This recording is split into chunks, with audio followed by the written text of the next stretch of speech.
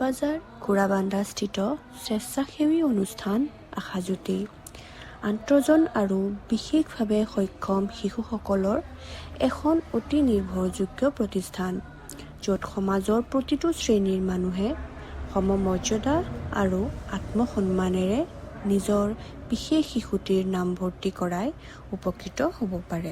নমস্কাৰ, মোৰ নাম মিছ চাৰ্জিনা বেগম। মই আশাজ্যোতিত যোৱা 4 মাহৰ পৰা আহি আছোঁ। মোৰ ল'ৰাৰ বয়স 1 বছৰ।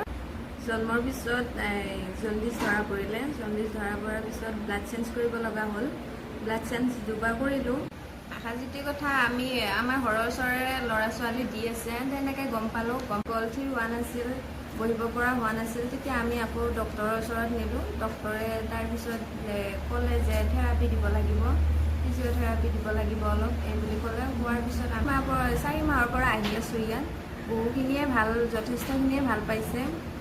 মই ইয়াত আহি বহুত সুখী, বহুত ভাল হৈছে। ইয়াত উপলব্ধ উল্লেখযোগ্য সুবিধাসমূহ হ'ল special school, speech therapy, physiotherapy, occupational therapy, vocational training, counselling, behaviour modification আৰু মিউজিক।